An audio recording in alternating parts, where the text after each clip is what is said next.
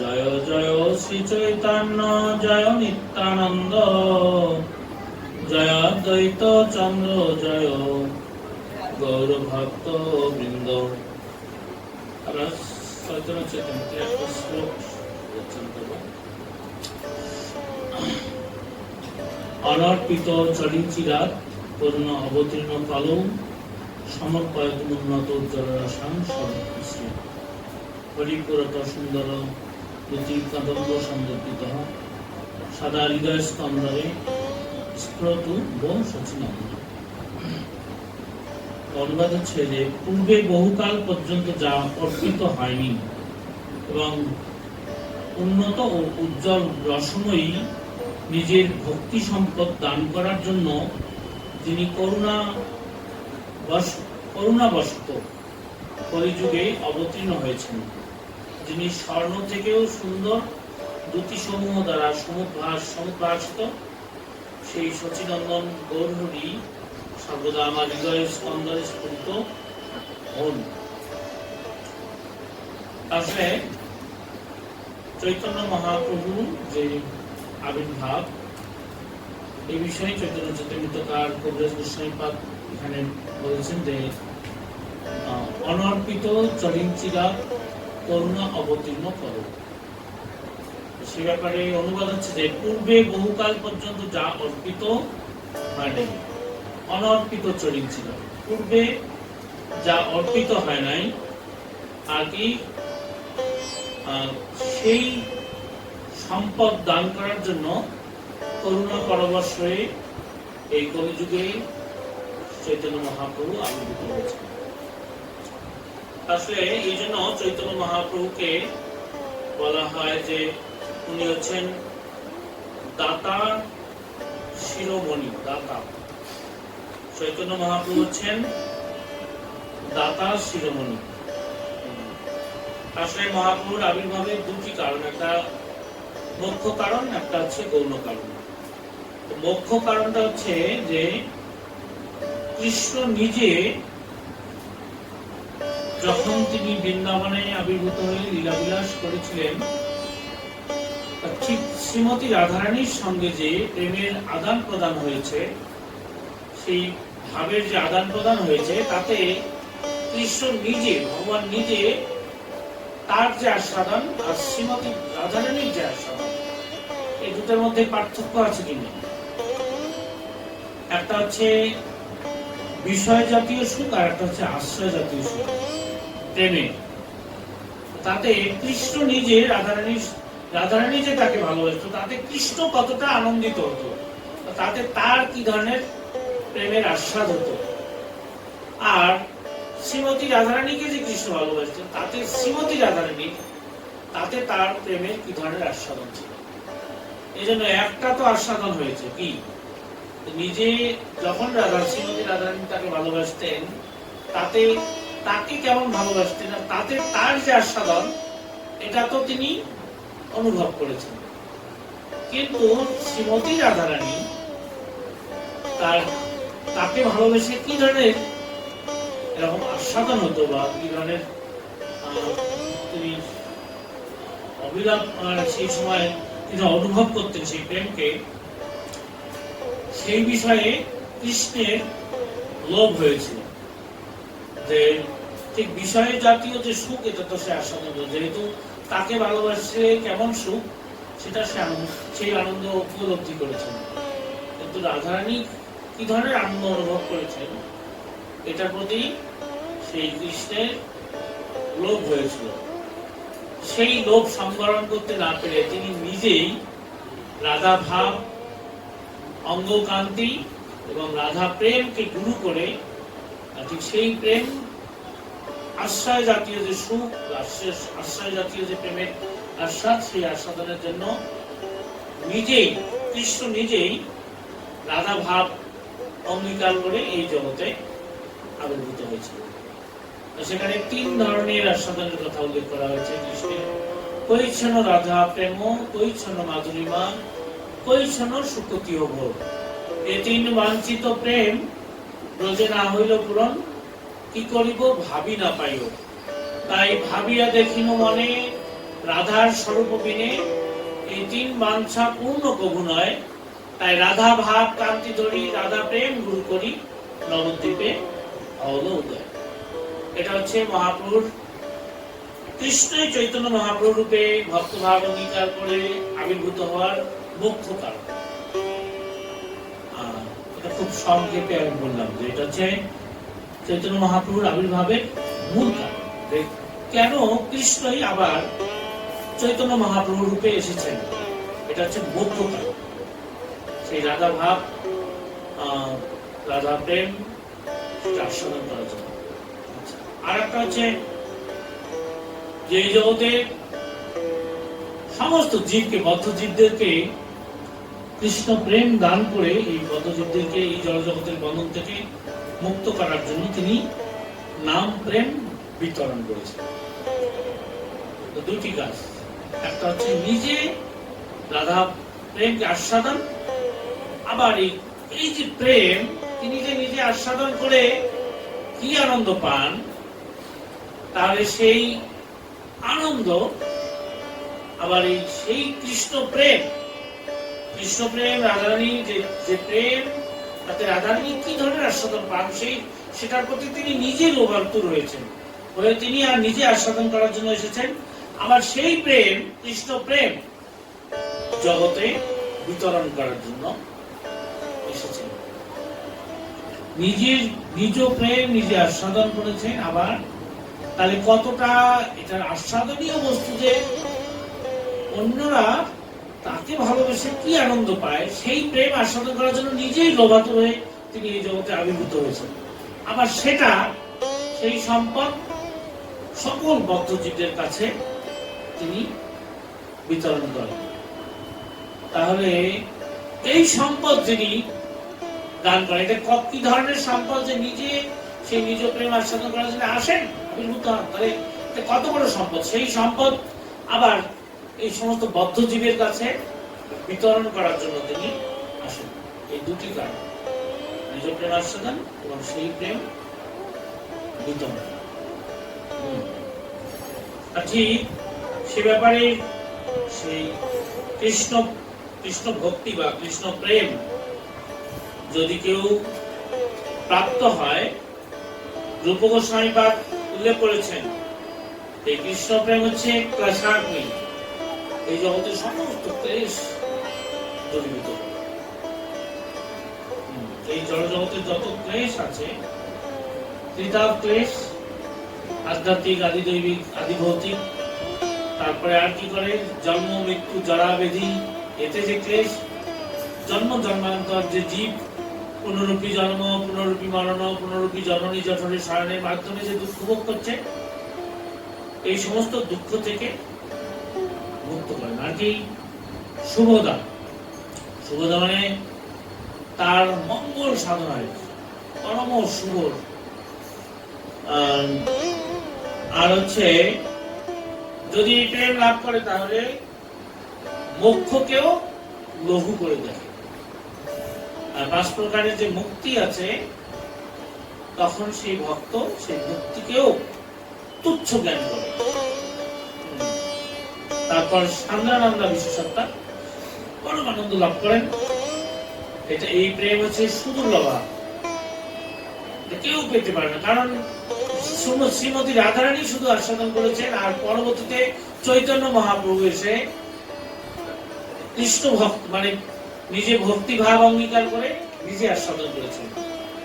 আর ঠিক সে ব্যাপারে চৈতন্য মহাপ্রভু বলেছেন যে আপনি করিমু ভক্তি ভাব অঙ্গীকারে, আপনি করিমু ভক্তি শিখাইব সবাই।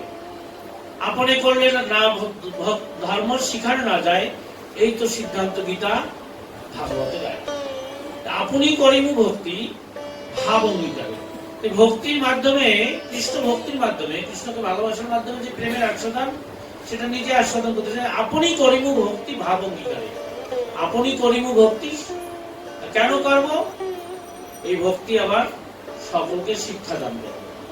তিনি নিজে কৃষ্ণ ভক্তি করে যে তার আস্বাদন কি, যেমন শ্রীমতী রাধারানী তাকে ভক্তি করে আস্বাদ পেয়েছে, সেটা নিজে ভাব অঙ্গীকার করে কি করেছেন, শিখায় সকলে।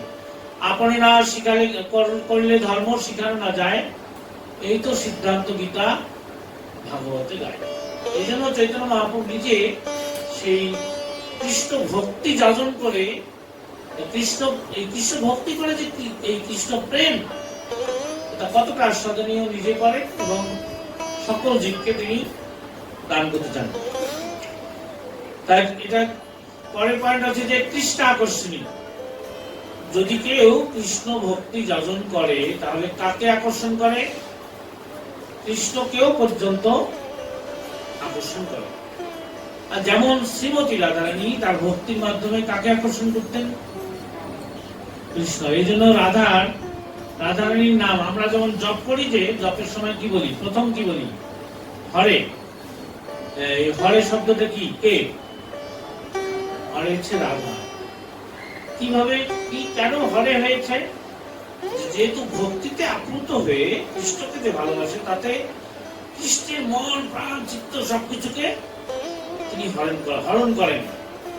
ভক্তির মাধ্যমে কৃষ্ণের মন প্রাণ চিত্ত সবকিছুকে যেহেতু হরণ করেন, এই জন্য এখানে রাধা না বলে এই শব্দটা কি বলা হচ্ছে? হরে। তাহলে কাকে আকর্ষণ করে? কৃষ্ণকে। কিসের মাধ্যমে? ভক্তির মাধ্যমে। ভক্তি কৃষ্ণ আকর্ষণী, কৃষ্ণকেও পর্যন্ত আকর্ষণ করে।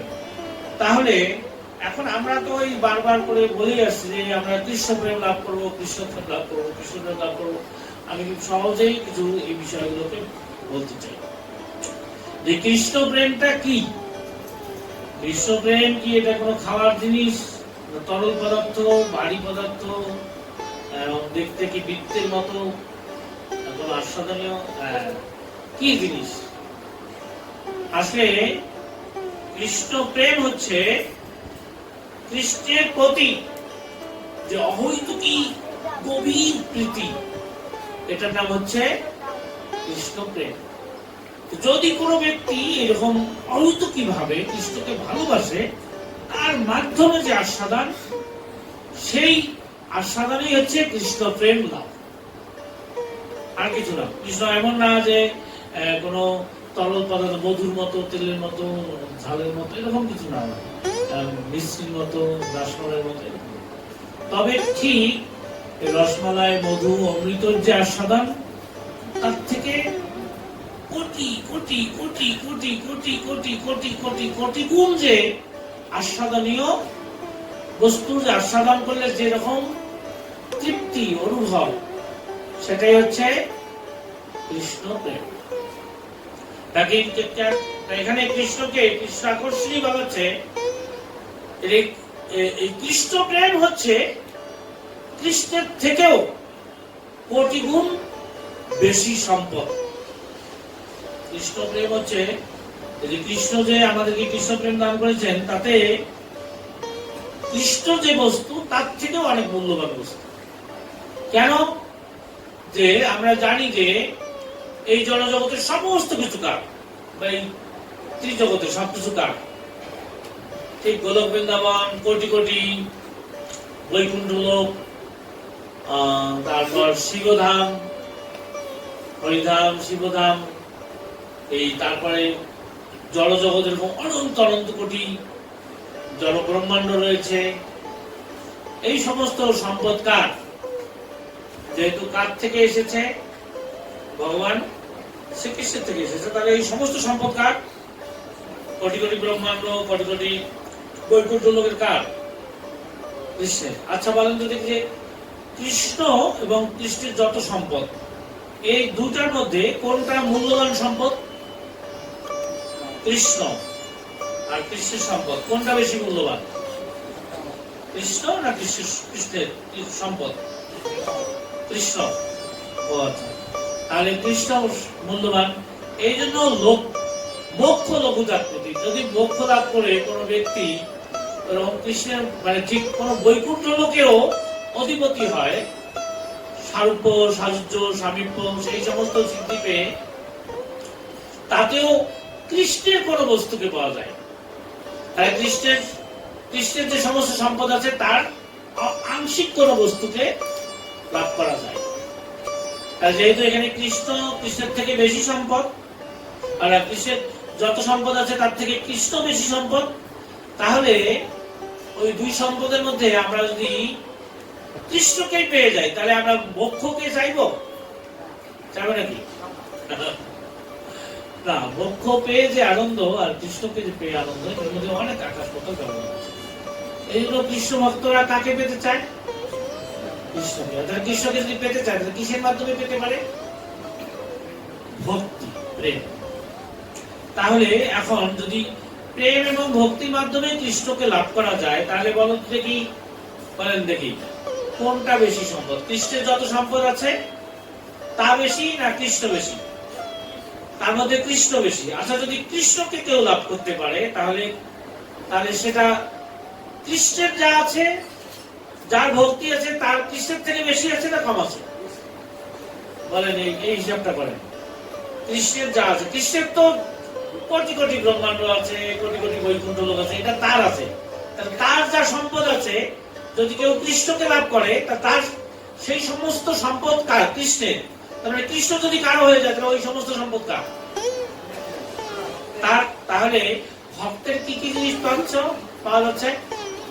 কৃষ্ণের যা আছে সেটাও পাচ্ছে এবং কৃষ্ণকে পাচ্ছে। কিসের মাধ্যমে? ভক্তির মাধ্যমে। তাহলে এখন কৃষ্ণ বড় না কৃষ্ণ ভক্তি বড়? হ্যাঁ, কৃষ্ণ ভক্তি বড়। কৃষ্ণ শব্দের অর্থ হচ্ছে কৃষ্ণ শব্দের অর্থ হচ্ছে সর্বাকর্ষক। সর্বাকর্ষক মানে সমস্ত কিছুকে তিনি আকর্ষণ করেন।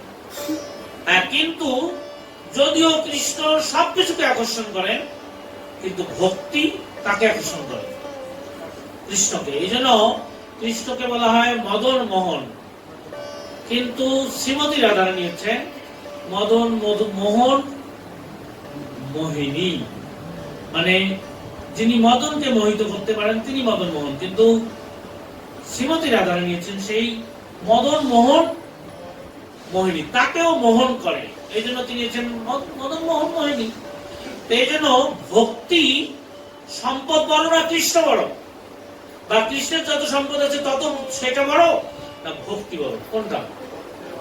না, ভক্তি কেন বড়? যে কৃষ্ণের সম্পদ এটা সমস্তটা মিলিয়ে যতটা, আর সেটার থেকেও যদি বড় না হয় তাহলে কৃষ্ণকে আকর্ষণ করতে পারে না। এই জন্য ভক্তি হচ্ছে কৃষ্ণের সম্পদ সহ তার থেকেও বড়। এই জন্য এটা হচ্ছে সুদুর্লভা। এই ঠিকই, এর মধ্যে সমস্ত সংজ্ঞাগুলো আছে। সুদুর্লভা, সুবোধা, মোক্ষকে লঘু করে দেখে, সান্দ্রনন্দা, কৃষ্ণাকর্ষণী, এই সমস্ত ভক্তিরসামৃত সিন্ধুতে আমাদের রূপ গোস্বামীপাদ উল্লেখ করেছে। এখন আমাদের কিন্তু একটা ভাব আছে এই জগতে, প্রত্যেকটা মানুষের। আমরা সবসময় কি চাই? বড় জিনিসটা চাই এবং বড় হতে চাই। কি আছে কিনা? আছে। বড়টা চাই, আমি কি করে শ্রেষ্ঠ জিনিসটা পাবো, আবার আমি কিভাবে শ্রেষ্ঠ হব। তার বলেন তো দেখি যে এই জড় জগতে কোনো ব্যক্তি যদি শ্রেষ্ঠ হতে চায়, আবার শ্রেষ্ঠ সম্পদ পেতে চায়, এটা কি জগতের মধ্যে আছে? কোটি কোটি অনন্ত অনন্ত কোটি ব্রহ্মাণ্ড আছে। ব্রহ্মাণ্ডের আমরা কতটা পেতে পারি? কতটা? এই স্বামী ব্যাগের মালিক না, ঢাকা শহরের মালিক, সারা বাংলাদেশের মালিক, সারা পৃথিবীর মালিক। তাহলে সারা পৃথিবীর তুমি প্রশাসক হলে তাতে সেটা কি ওটার মতো হবে? এই জন্য এখানে বলা হচ্ছে যে মোক্ষ লঘুতাত্ত্বিক। মোক্ষকেও আমরা, মোক্ষ যদি লাভ করে কেউ, সেই সাযুজ্য মুক্তি পেতে পারে, তাহলে সেখানে ভগবানের মতো সারূপ্য, সাযুজ্য, সালোক্য, এই মুক্তির ভগবানের মতো সম্পদ ওখানে ভোগ করা যাবে। ওটার প্রতিও ওটাকেও লঘু করে দেখে, তাহলে এই পৃথিবীর সামান্য পোষ বাচসান এরকম সম্পদ, এটাকে কি করে দেখতে পারে?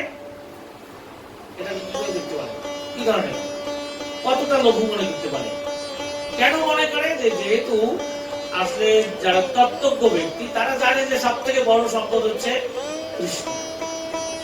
আর তার থেকে বড় সম্পদ হচ্ছে ভক্তি। তাহলে তারা কি পেতে চায়? যদি কোনো ব্যক্তি সর্বশ্রেষ্ঠ জিনিসটা পেতে চায়, সেটা কি? ভক্তি।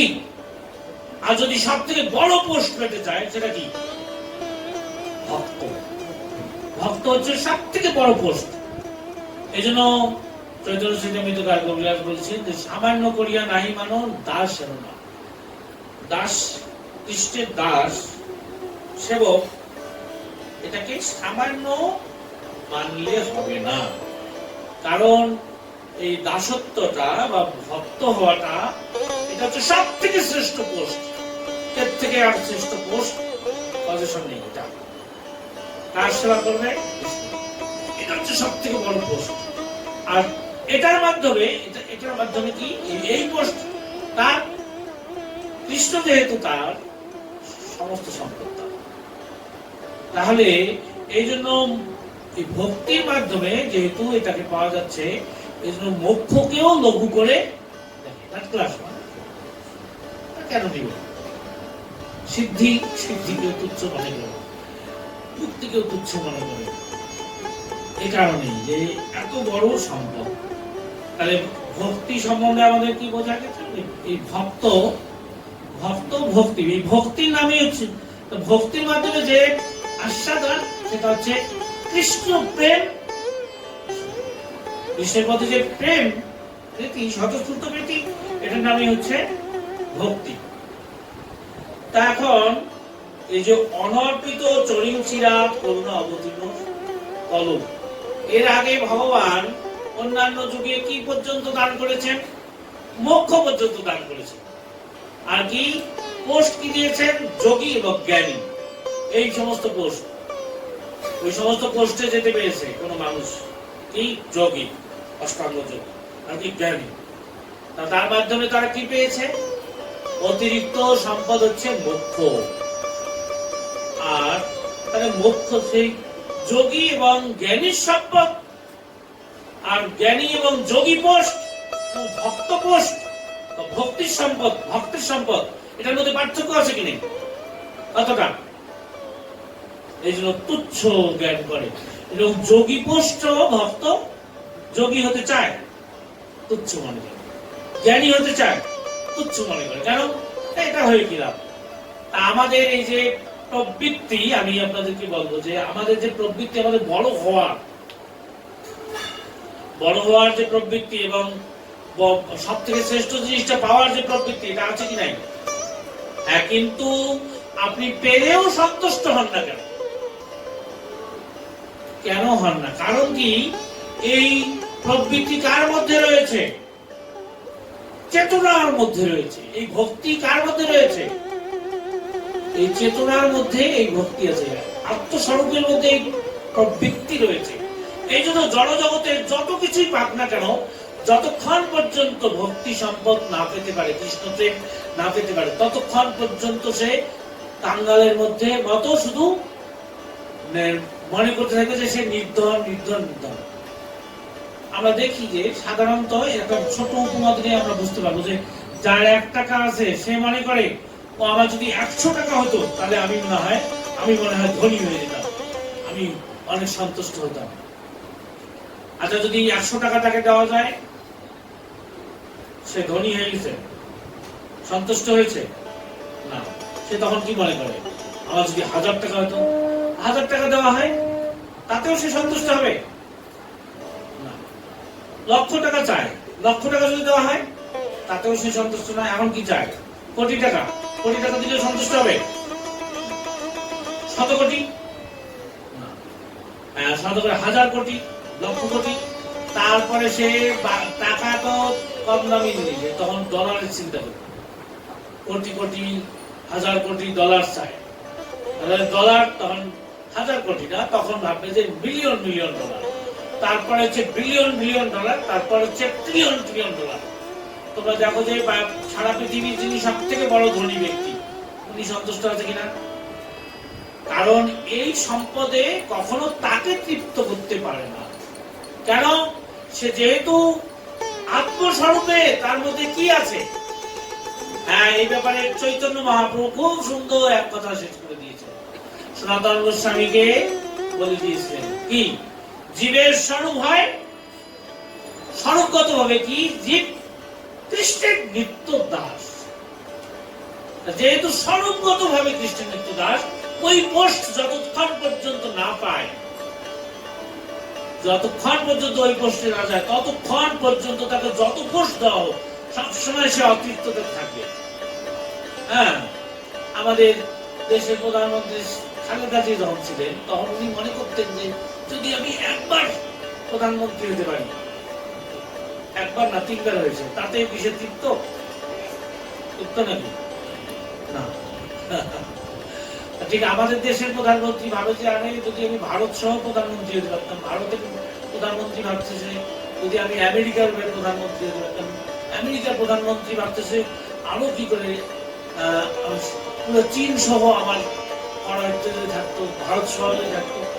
আর এই পৃথিবী পুরাটাই যদি দেওয়া যায় তাতে কি সে তৃপ্ত হবে?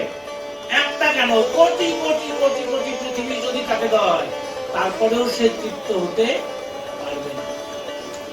যেমন ট্রিলিয়ন ট্রিলিয়ন ডলারের মাধ্যমে যেমন সে কখনো সন্তুষ্ট হতে পারে না, কোটি কোটি পৃথিবী শাসক হলেও সে কখনোই তৃপ্ত হতে পারে। কেন?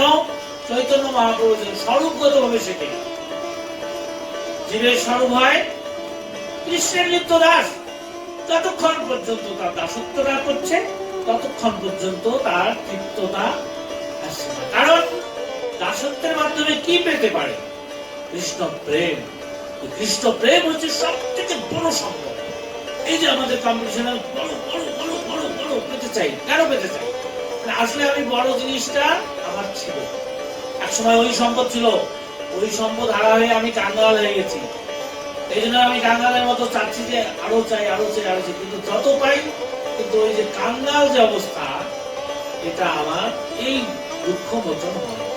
এই জন্য আমার এই জগতে আপনারা দেখাবেন একজন ব্যক্তিকে সে তৃপ্ত হয়েছে, সন্তুষ্ট হয়েছে। এই জন্য যখনই জড় জগতে এই ভাব থাকবে ততক্ষণ পর্যন্ত যে কাঙ্গাল থাকবে। সম্পদ কি? তার সম্পদ হচ্ছে সেই কৃষ্ণ প্রেম। সেই কৃষ্ণ প্রেম, আচ্ছা দেখেন যে কৃষ্ণ প্রেম কতটা সম্পদশালী। কৃষ্ণ নিজে লীলা করে রাধারানী সেই প্রেম কিভাবে আস্বাদন করতেন, ওরা লোভ ধরতে গেছে। পরিচ্ছন্ন রাধা প্রেম, পরিচ্ছন্ন মাধুরীরা, পরিচ্ছন্ন সুতী অমর, কিভাবে কেন সে এত বিভোর হয়ে যেত আমাকে ভালোবেসে, আমাকে ভালোবেসে আমাকে ভক্তি করে কি লাভ, কেন আস্বাদন, কি আস্বাদন? তাহলে সেই প্রেম নিজে আস্বাদন করতে চায়, সেই ভক্তি করে। এই জন্য তিনি ভক্ত ভাব অঙ্গীকার করে ভক্তির আস্বাদন করার জন্য কৃষ্ণ নিজে এসেছেন। আপনি করিব ভক্তি ভাব অঙ্গীকারে, আপনি করিব ভক্তি শিখায়। তাহলে ভগবান কোন জিনিস আমাদেরকে দিতে চেয়েছিল? কোন সম্পদ? শ্রীমতী রাধারানীর আস্বাদনের যে সম্পদ, এটা গৌর হয়ে তিনি নিজে আস্বাদন করে ওই আস্বাদনীয় জিনিসটা আমাদেরকে দিতে চেয়েছেন। কাকে? একাকে? কাকে? জগতের সমস্ত জীববাসীকে আমরা পেতে চাই কিনা? না, সে পেতে চাই না আমরা। এটা খুবই দুঃখজনক ব্যাপার। ঠিক আসলে এখানে মহাপ্রভুকে কেন মহাবদান্য বলা হচ্ছে? আরে এইটি তো এই সম্পদ, এটা কৃষ্ণের মানে ভক্তের পাওয়ার কথা না। এমনকি সেটা হচ্ছে কার কাছে সুদুর্লভ? ব্রহ্মা, শিব, ইন্দ্র, নারদ আদি সেই সমস্ত ব্যক্তির কাছেও সুদুর্লভ, তারা পায় না। সেই ব্রহ্মার দুর্লভ প্রেম সেটাও আমাদের এই জগৎবাসীদের কাছে তিনি অকাতরে বিতরণ করার জন্য নেমে এসেছেন। নিজে আস্বাদন করে নিজে শিক্ষা দিয়েছেন কিভাবে সেই কৃষ্ণ ভক্তি যাচন করতে হবে। নিজ প্রেম নিজে আস্বাদন করে আবার অন্যদেরকে বিতরণ করার জন্য তিনি এসেছেন। তাহলে আচ্ছা, শুধু কি এই মানুষকেও বিতরণ করার জন্য এসেছেন? মানুষ না, মানুষ না, সমস্ত জীব প্রজাতিকে, এই জগতের যত জীব প্রজাতি আছে সকলকে। ঠিক সে ব্যাপারে সেই কৃষ্ণ নামের মাধ্যমে যে সেই সম্পদ লাভ করা যায় ভক্তির মাধ্যমে, এ ব্যাপারে হরিদাস ঠাকুরের সঙ্গে যখন আলোচনা হয়েছিল তখন কি বলেছিলেন, পশু পাখি কীট আদি বলিতে না পারে, শুনলেই হরিনাম তারা সব। পশু পাখি কীট পতঙ্গ তারা বলতে পারে না, কিন্তু তিনি এই নিজ প্রেম দান করার জন্য এমন একটা জিনিস এনেছেন, সেটা কি? কৃষ্ণ নাম। ওই নামের মধ্যে এই সম্পদ নিহিত আছে। এই জন্য মহাপ্রভু ছিলেন নামকারী বহুদা নিজ সর্বশক্তি স্থাপিত, নিয়মিত স্মরণে না কালো একাদশী অবতীর্ণ ভগবান দুর্দৈব নির্দিষ্ট বিহাদানি নাম। হায় হায়, মহাপ্রভু বলছে যে এর মধ্যে সমস্ত শক্তি, এখানে ভগবত্তা ভাব মহাপ্রভু, আবার ভক্ত ভাব, কি নিজ শক্তি অর্পিত করেছে কিসের মধ্যে? সমস্ত শক্তি দিয়েছে কিসের মধ্যে? নামের মধ্যে। এটা দিয়ে আচ্ছা, তারই সমস্ত শক্তি এর মধ্যে আছে, এই জন্য সেই নাম আস্বাদন করতে থাকতে ভক্ত ভাব অঙ্গীকার করেন। আবার মহাপ্রভু এখন নিজ শক্তি দিয়েছে, আবার এপাশে তিনি ভক্ত ভাব অঙ্গীকার করে নাম করতে গিয়ে উনি বলছেন যে যদিও কৃষ্ণ এর মধ্যে সমস্ত শক্তি দান করেছেন, কিন্তু কি দুর্দৈব আমার সেই নামে কোনো অনুরাগ জন্মালো না। আবার মহাপ্রভু নিজে বলতেছে। আচ্ছা, এটা কি মহাপ্রভু নিজে এই কথা বলে কি শিখাচ্ছেন আমাদেরকে? তাকে বলতেছেন, উনি এই কথা বলে কি বলতে চান? আমাদেরকে বলতেছে আমাদের অনুরাগ জন্মালো। তাহলে মহাপ্রভু যদি বলেন যে আমার অনুরাগ, এই নাম এত শক্তিশালী, অথচ এর মধ্যে আমার অনুরাগ জন্মালো না, এটা কৃষ্ণ প্রেম দান করতে পারে, অথচ আমার অনুরাগটা কোথায়? ভক্তিবিনোদ ঠাকুরকে বলছেন যে বিষয়েতে প্রীতি এবে আছয় আমার, সেই মতো প্রীতি হোক চরণে তোমার। যদি ভক্তিবিনোদ ঠাকুর আরে বেশি কিছু বলতে চান যে আমার বিষয়ের প্রতি যে আসক্তি আছে, যে টাকা পয়সা দৌলতের প্রতি যেমন আসক্তি আছে, ওই প্রীতি যদি ভগবানের প্রতি হয়, সেটার নামে হচ্ছে কৃষ্ণ ভক্তি। তাহলে কৃষ্ণ প্রেম লাভ করা শেষ, আর নতুন করে কোনো কিছু শিখতে হবে না। আছে কিনা? আবার শুধু এটা ডাইভার্ট করতে হবে। বিষয়েতে প্রীতি এবে আছে আমার, আছে কিনা? এখন আছে, সেই মতো প্রীতি হোক চরণে তোমার। এটুকু হলে হয়ে যাবে, কিন্তু আছে কিনা? ওই আমাদের তো অনুরাগ জন্মাচ্ছে না। এ ব্যাপারে মহাপ্রভু নিজে বলেছেন। প্রথম শ্লোকে তিনি নামের মহিমা কি বলেছেন? প্রথম শ্লোকটা কি? চেতো দর্পণ মার্জন ভব মহাদেব। এর মধ্যে কি কি গুণাবলী দিয়েছেন আমি সংক্ষেপে বলছি। চেতো দর্পণ মার্জন, আসলে আমাদের হৃদয়ে যে এই যে হৃদয়ে যে দর্পণ অমার্জিত ময়লা, আসলে ময়লা আবর্জনাটা কি? হ্যাঁ, এটাও মনে হতে পারে যে আরে কি এই জিনিসটা কি? যেমন ভক্তি তো কৃষ্ণের মধ্যে প্রীতি। ময়লা আবর্জনাটা কি? ময়লা আবর্জনা হচ্ছে এই জড় জগতের বিচিত্র ধরনের কামনা আছে কি নাই? এটাই ময়লা, এটাই আবর্জনা, এটাই কি আমাদের চিত্ত দর্পণের মধ্যে আবৃত করে রেখেছে বিভিন্ন ধরনের আসক্তি, বিভিন্ন ধরনের বিভিন্ন ধরনের বাসনা, এটাই আবৃত করেছে। সেই বাসনাকে কি করতে পারে? চেতন দর্পণ। তাহলে সেই যখন চেত্ত দর্পণ মার্জন হবে, তখন সে সর্বগত তার দাসত্ব করতে হবে। তারপরে কি? ভব মহাদাগ্নি, দাবাগ্নি। আর এই দাবাগ্নি কার? কৃষ্ণ দিচ্ছে আমাদেরকে। এই জগতের মধ্যে যে জ্বলতেছি আমরা, পুনরূপী জন্ম পুনরূপী মরণের মাধ্যমে, কার এটা? আমার শুধু বাসনা, এই জড় জগতের প্রতি আসক্তি, এই কারণ এই পুনঃ জন্মগ্রহণ করছে। আর ভব মহা দাবাগ্নিতে চলছে। ভব মহা দাবাগ্নি, এটা নির্বাপিত হবে। ভব মহা দাবাগ্নি নির্বাপন শ্রেয় কৈরব চন্দ্রিকা বিতরণ। আর কৈরব চন্দ্রিকা বলতে আসলে এখানে মনে করতে পারে কি পদ্ম ফুল না, শাপলা ফুল। পদ্ম দিনে বিকশিত হয়, আর শাপলা রাত্রে বিকশিত হয়।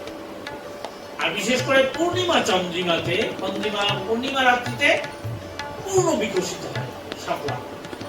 যদি বিলের পাশে কারো বাড়ি থাকে তাহলে আপনারা দেখবেন যে পূর্ণিমা রজনীতে ঠিক জ্যোৎস্না যখন চন্দ্র যখন পূর্ণ বিকশিত হয়ে জ্যোৎস্না আমোদিত করে, সেই সময় ঠিক ওই শাপলাগুলো পূর্ণ বিকশিত হয়ে মানে সেই বনকে আমোদিত করে। আর ঠিক এখানে বলা হয়েছে যে কৈরব চন্দ্রিকা বিতরণ, ঠিক চন্দ্রিমার রজনীতে যেমন বিকশিত হয়ে পূর্ণ আমোদিত করে সেরকম করে। কৈরব চন্দ্রিকা বিতরণ বিদ্যা অধিক মধু জীবন। বিদ্যা অবিদ্যা, আচ্ছা আসলে অবিদ্যা আমাদেরকে কি করে?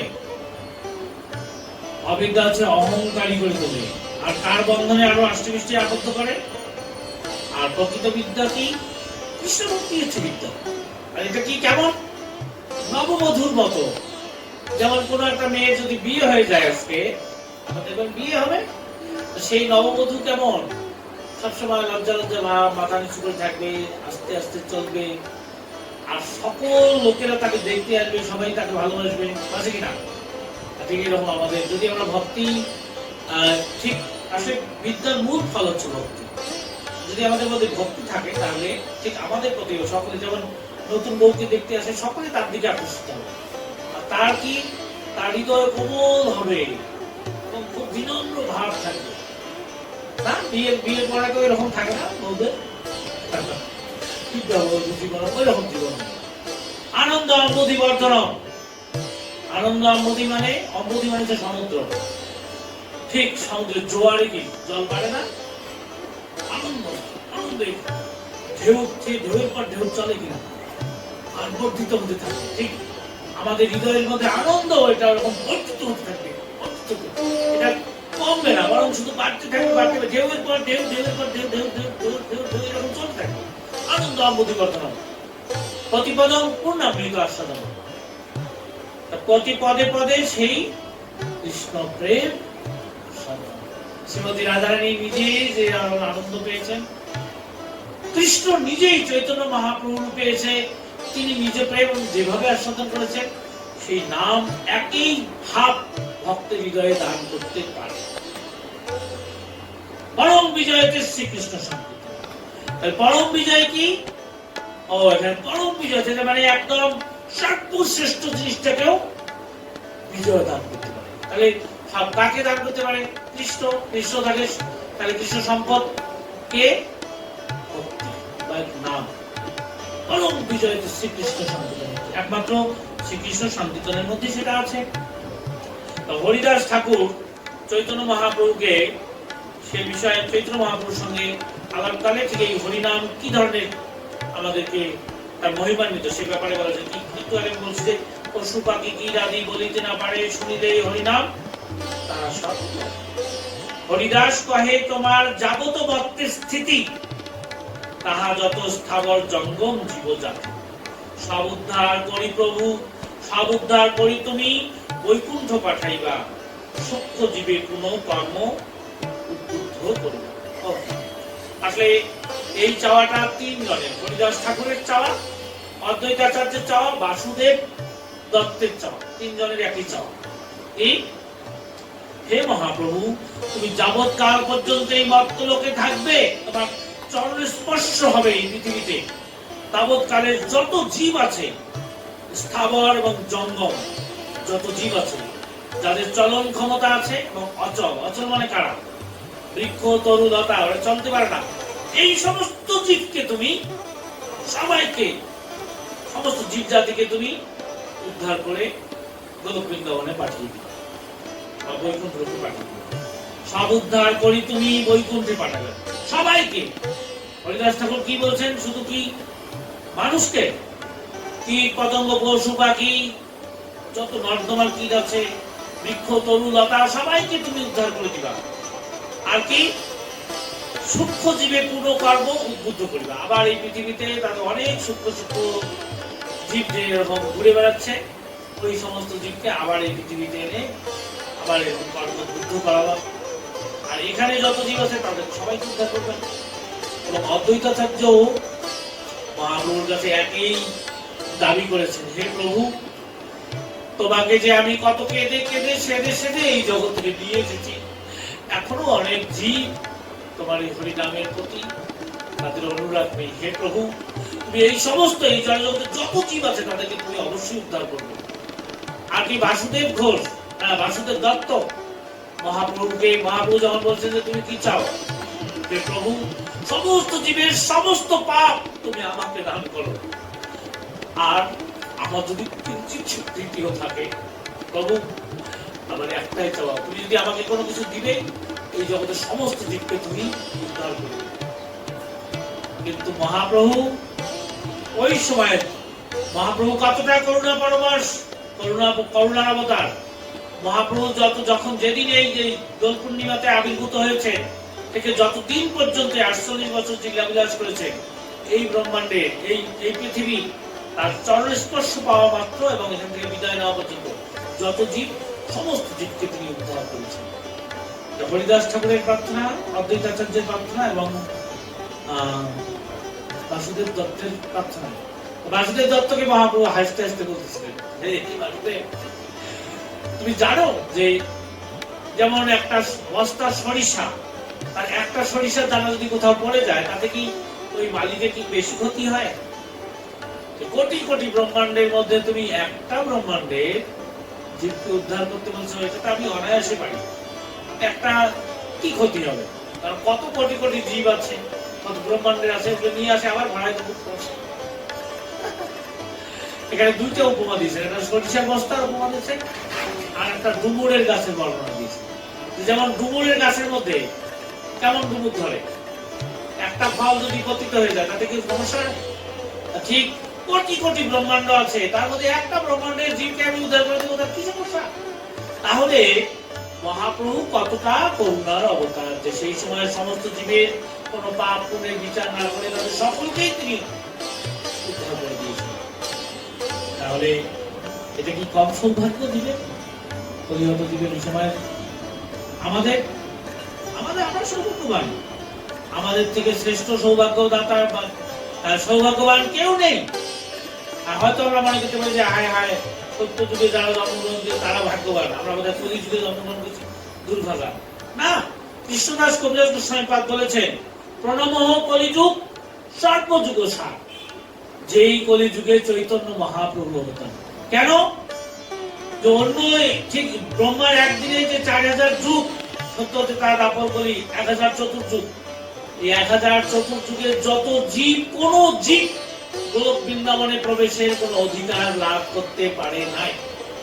যত উগ্র সাধন করুক আর উচ্চ সাধন করুক না কেন, তাদের স্থিতি যত উন্নতি হোক না কেন, কিন্তু চৈতন্য মহাপ্রভু যে নাম গোলক বৃন্দাবন থেকে নিয়ে এসছে, সেই নিজ প্রেম দান করেছেন। এই কৃষ্ণ প্রেমের মাধ্যমে, কৃষ্ণ নামের মাধ্যমে কৃষ্ণ প্রেম লাভ করে আমরা কোথায় যেতে পারি? গোলক বৃন্দাবনে তার নিজ সেবায় যুক্ত হতে পারে। তাহলে সত্য যুগের কোনো একজন জীব গোলক বৃন্দাবনে যেতে পারেনি, ত্রেতা যুগের কোনো একজন জীব গোলক বৃন্দাবনে যেতে পারেনি, দাপর যুগের কোনো জীব গোলক বৃন্দাবনে যেতে পারেনি। কারণ ওই সাধনের মধ্যেই যে উচ্চ স্থিতি ছিল সেটা ছিল অতিরিক্ত মুক্তি লাভ, কিন্তু ভক্তি লাভ না, বা ভক্তির মাধ্যমে যে কৃষ্ণ প্রেম লাভ করে ভগবত ধামে যাওয়া, সেটা লাভ করতে পারে না। এই জন্য শুধুমাত্র এই যে অনর্পিত চরিত ছিল, আবার সেটা অনর্পিত, যা কখনো অর্পিত হয়নি, এই হরিনামের মধ্যে সেই সমস্ত শক্তি দিয়ে হরিনামের মাধ্যমে এই জগৎ জীবকে উদ্ধার করার মতো সেই শক্তি দান করেছে। যেমন কোন গভর্নমেন্টের বিভিন্ন রকমের নিয়োগপত্র থাকে, কিন্তু এমন যদি হয় যে শেখ হাসিনার পার্সোনাল সেক্রেটারি হওয়ার জন্য একটা নিয়োগ দিবে, শুধুমাত্র তার নিজের সেবা করার জন্য, হ্যাঁ, এটা কি সবসময় হয় নাকি? না। ঠিক গোলক বৃন্দাবনে ভগবান যে তার পার্শ্বদেরকে নিয়ে সেখানে থাকেন, ওখানে যাওয়ার জন্য কোনো একজন জীবের কোনো নিয়োগ নাই। এই ব্রহ্মার পুরা দিনের মধ্যে শুধুমাত্র এই কলিহত জীবের জন্য এই নিয়োগপত্র নিয়ে এসেছেন মহাপ্রভু। এই জন্য এটা হচ্ছে অনর্পিত চরিং সিরাত। এবং এটা হচ্ছে সব থেকে বড় সম্পদ। আমরা যদি এটা পেয়েও খেলায় আমাদের জীবন নষ্ট করি, তাহলে অবশ্যই আমরা দুর্ভাগা ছাড়া আর কিছু না। এই জন্য চৈতন্য মহাপ্রভু বলছেন পরম দাতা, শিরোমণি। এই জন্য ওনাকে বলা হয় তিনি পতি পাবন অবতার। কারণ অন্যান্য যুগে যখন ভগবান এসেছেন তখন কি করেছেন? পরিত্রাণায় সাধনাম বিনাশায় চতুষ্কৃতম। কাউকে ছাড়ছে নাকি? কংস মামা তাকে ছাড়ছে? বিনাশায় চতুষ্কৃতম। আর আমরা কংসের থেকে আমরা নিজের মামাকে ছাড়ে নাই, কিন্তু আমাদের তিনি নাম রূপী অস্ত্র দিয়ে আমাদের হৃদয়ের মধ্যে যে গুপ্ত অসুর আছে, সেই অসুরকে উনি বলছেন যে কাটিমু ফেলিয়া। নামের মাধ্যমে গুপ্ত ভাবে ঢুকে আছে যে হৃদয়ের মধ্যে অসুর, সেটা কেটে তার মধ্যে কৃষ্ণ প্রেম ঢুকায় দিয়ে আমাদেরকে উদ্ধার করার জন্য এসেছেন, জোর করে নিয়ে যাবে। এই জন্য কৃষ্ণ আমাদের কাছে করুণাময় না, পরম করুণাময় না। কিসে? আমাদের মতো অধপতিত জীবদের অবশ্যই কাটতো। মামারে কাটছে, তাও আমাদের ছাড়বে না। কাউকে ছাড়বে? মামাকে কেটে ফেলছে, আমাদেরকে ছাড়বে? আবার নিজের ভাইদের মারছে কিনা? সমূলে কত আত্মীয় স্বজন ছিল, সব কাটি ফেলছে। কাটো কাটো, মারো মারো, অর্জুন না মারাতে রেগে যাচ্ছিল, মারলেই সন্তুষ্ট হয়েছে। বাপরে বাপ, গীতার জ্ঞান দিয়ে বলছে মার মার মার। মানে উনি বেশি করুণা বলে না, মহাপ্রভু করুণা। আমাকে বাদ করতে হবে, সব কেটে ফেলতে। আর এবার কি বলছে যে নাম দিয়ে তোমার হৃদয়ের মধ্যে যে অসুর আছে, এই জন্য তোমার আসরিক প্রবৃত্তি। এই জন্য মহাপ্রভুর প্রণাম মন্ত্র সম্বন্ধে বলা হয়েছে, যদি কেউ মহাপ্রভুকে প্রণাম করে সাথে সাথে কি হয়? কুমনা সুমনা, কুমনা আসরিক প্রবৃত্তি তখন ভক্তি প্রবৃত্তিতে প্রবৃত্ত হয়ে যায়। এই জন্য আমাদের অবশ্যই আমরা কি কুমনা থাকতে চাই? মহাপ্রভুকে প্রণাম করবো, সুমনা হয়ে যাবে। আর মহাপ্রভু সব জীব, যখন ওই সময় এসেছিলেন তখন তো সব জীব ভাগ্যবান ছিল, সবাইকে উদ্ধার করছে। এই জন্য উনি ছিলেন পরম দাতা। কৃষ্ণ এরকম দাতা না। দাতা কোথায়? এই জন্য প্রেমানন্দ ঠাকুর কি, আমরা তো এই যে কিছুক্ষণ আগে গৌরাঙ্গ বিনে নাহি, আর আমরা যেটা আজকে গাইছিলাম, গৌরাঙ্গ ছাড়া আর কেউ নাই। হেন অবতার হবে কি হয়েছে? হবে আর কি হবে? হয়েছে। হেন অবতার, এরকম অবতার হবেও না, হয়ও নাই। হেন প্রেম প্রচার, এরকম প্রেম প্রচার হানি দূরমতি অতি পতিত বাসন্তী প্রাণে না মারিত তারে, হরিনাম দিয়ে হৃদয় সদিল চাচি গিয়া ঘরে ঘরে। আরে আগে কৃষ্ণ শুধু বলছে মনমনা ভব মত ভক্ত, আর উনি বলছেন যেতে যেতে যাও ঘরে ঘরে। হে নিত্যানন্দ, হে হরিদাস, প্রতি ঘরে ঘরে গিয়া করো এই শিক্ষা, বলো কৃষ্ণ, ভজ কৃষ্ণ। আদেশ দিয়েছে যাও যাও যাও। আর নিত্যানন্দ প্রভুর, মহাপ্রভুর এই আদেশের প্রতি কি ধরনের অনুরাগ ছিল? কোন জীবকে যদি যেতে যেতে কারো ঘরে যেত, কিন্তু তারা পালিয়ে যেত, না না না আমরা চাই না। আর নিত্যানন্দ প্রভু তার পিছনে দৌড় দিত, সে তখন দৌড়ে তো আরো জোরে দৌড়িত, আরো জোরে আরো জোরে দৌড়িত, দৌড়ে তার সামনে গিয়ে দাঁড়াইত, এই নাও। দেখা যায় কি ধরনের সেনা বানাইছে নিত্যানন্দ প্রভুকে, মহাপ্রভু পাঠিয়ে দিয়ে, হরিদাস ঠাকুরকে দিয়ে কি করেছেন? এইরকম অবতার কি হবে? দূরমতি অতি পতিত বাসন্তী প্রাণে না মারিল তারে, হরিনাম দিয়ে হৃদয়ে সদিল যাচি গিয়া ঘরে ঘরে। তারপরে কি ভব বিরিঞ্চির বাঞ্ছিত ধন জগতে ফেলিল টানি, জগতে ঢেলে দিল। কাঙ্গালে পাইয়ে খাইল লুটিয়ে বাজাইয়ে করত। কাঙ্গাল, কারা কাঙ্গাল? আমাদের কি আছে নাকি কোন পারমার্থিক সম্পদ আছে? আমরা সম্পূর্ণরূপে পারমার্থিক সম্পদহীন। তারপর কি চন্ডালে ব্রাহ্মণে করে কোলাকুলি।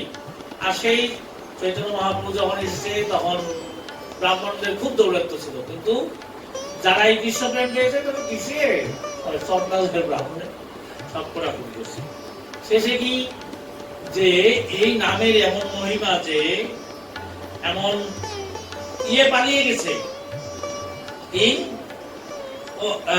ডাকিয়ে হাকিয়ে খলো খলো খলো করতলে গাইয়ে ধাইয়ে ফেলে দেখিয়া সমন তরাস পাইয়ে কপাট হারিল দাম।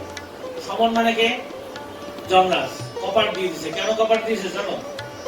কপাট দেওয়ার কারণ কি?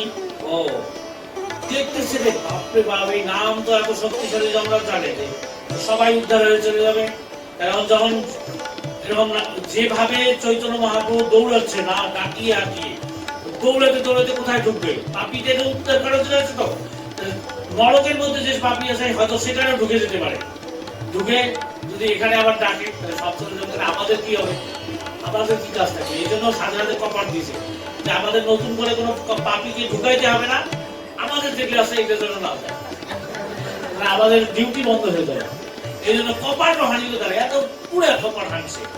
হ্যাঁ, কিন্তু আবার এই প্রেমানন্দ ঠাকুর এই কথা বলছেন যে প্রেমানন্দ ঠাকুর বলতেছেন, এতিদ ভুবনে আনন্দে ভরলে উঠিল মঙ্গলেশ্বর, কহে প্রেমানন্দ এমনও গৌরাগের রতি না। এই কথাটা ঠিক বলছে কিনা? যদিও মহাপ্রভু এত পরম করুন, তবু আমাদের তার প্রতি রতি জানালেন না। কি বলছেন? প্রেমানন্দ। জয় শ্রীমান মহাপ্রভু কি, তিনি পবনবতী চৈতন্য মহাপ্রভু কি, পরম দাতা চৈতন্য মহাপ্রভু কি, অবতারী শ্রেষ্ঠ চৈতন্য মহাপ্রভু কি, জয় জয় তাই গৌর সীতারাম প্রতি প্রেমানন্দে। হরি হরি।